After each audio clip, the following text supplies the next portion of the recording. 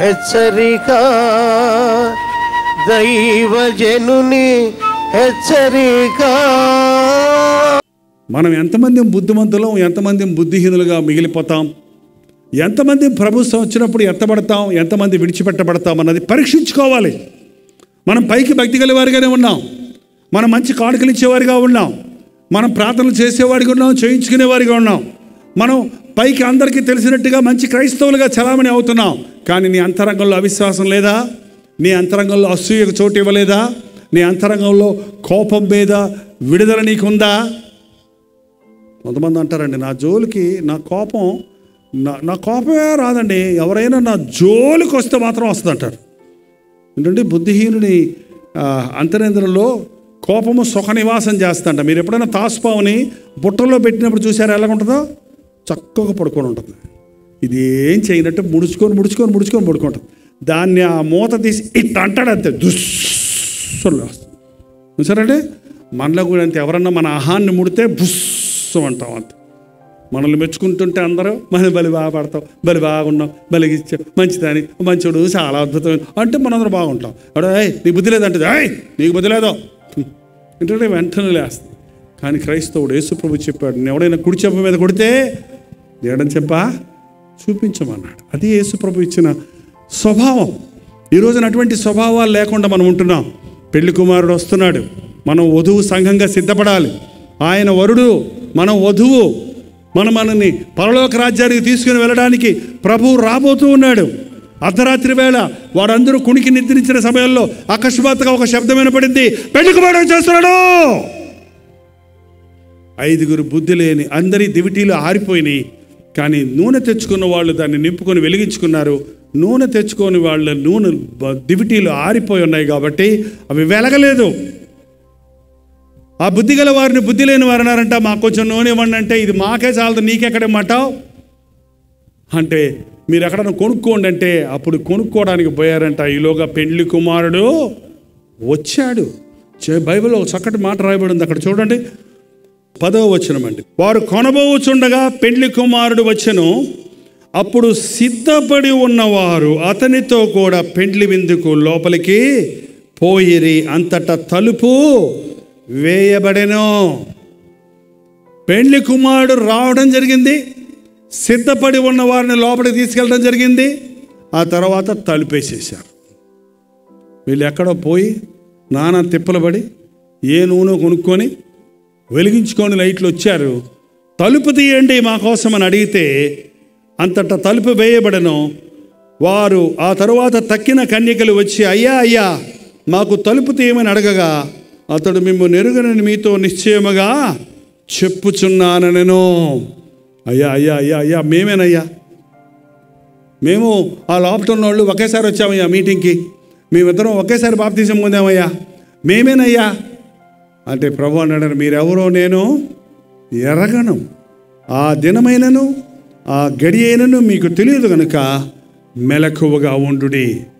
ఏమండి, మనం ఎప్పుడు చనిపోతామో మనకు తెలియదు. మీకు తెలుసా? అందరం 90 ఏళ్ళు బతుకుతామండి. నరుని ఆయుష్ 70 సంవత్సరాలు, అధిక బలం ఉంటే 80 సంవత్సరాలు. అవి త్వరగా గతించిపోవును, మనం ఎగిరిపోదాము అండి. ఆ దినముల వైభవం ఏంటంటే ఆయాసము, ప్రయాసే.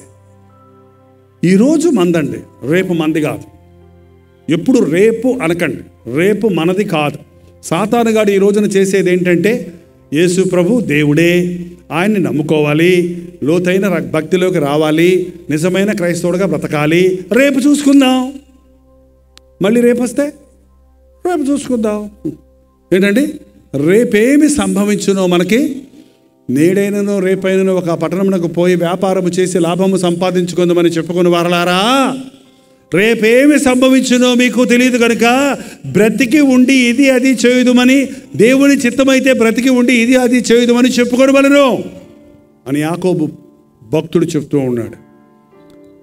ఈరోజు నీవు పాపిగా మరణిస్తే నరకానికి పోవాల్సిందేనండి.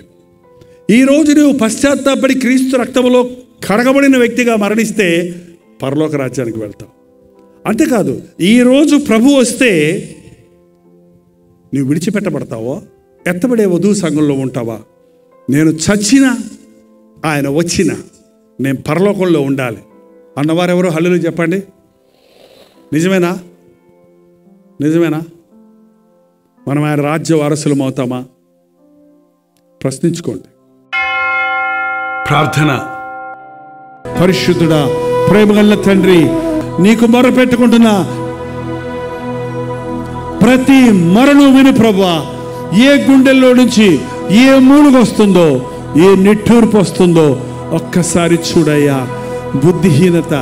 బుద్ధిహీనత మాలో నుంచి తీసేయ్యా. మమ్మల్ని జ్ఞానవంతులుగా చేయమయ్యా. దైవ జ్ఞానాన్ని మాకు దయచేయి. మమ్మల్ని పాడు చేసే అసభ్యమైన ఈ లోక కార్యాల నుంచి మమ్మల్ని విడిపించు నాయన.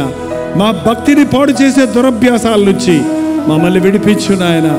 మా దుష్ట ఆలోచనలతో మా హృదయాన్ని అపవిత్రపరుచుకునే పరిస్థితి నుంచి మమ్మల్ని విడిపించు నాయన.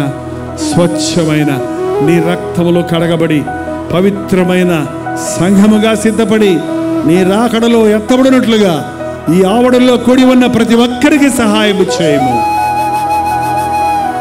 ఇవాళ వస్తావో, రేపు వస్తావో, ఎప్పుడు వస్తావో, ఆ గడియేరును ఆ దినమైనను ఎవరికి తెలియదన్నావు కనుక సిద్ధపడి ఉండడానికి సహాయం చేయి నాయన. మేము ఎల్లప్పుడూ శుద్ధ హృదయంతో ఉండడానికి సహాయం చేయము. నిశ్చితమైతే నీ రాకడ ఆలస్యమైతే ఈ భూలోకంలో మరలా కలుసుకున్నటకు, లేక నీ రాజ్యంలో నిరంతరము నీతో కలిసి ఉండే భాగ్యాన్ని మాకందరికి నీ అనుగ్రహించమని యేసు క్రీస్తు నామములో అడుగుచున్నాము తండ్రి. మన తండ్రి అయిన దేవుని యొక్క ప్రేమయు, కుమారుడైన క్రీస్తు యొక్క కృపయు, ఆదరణకర్త అయిన పరిశుద్ధాత్మ యొక్క సహవాసమును కూడి వచ్చిన మనందరికీ ఇప్పుడును సదాకాలమును తోడై ఉండునుగాక. ఆమేన్, ఆమేన్, ఆమేన్.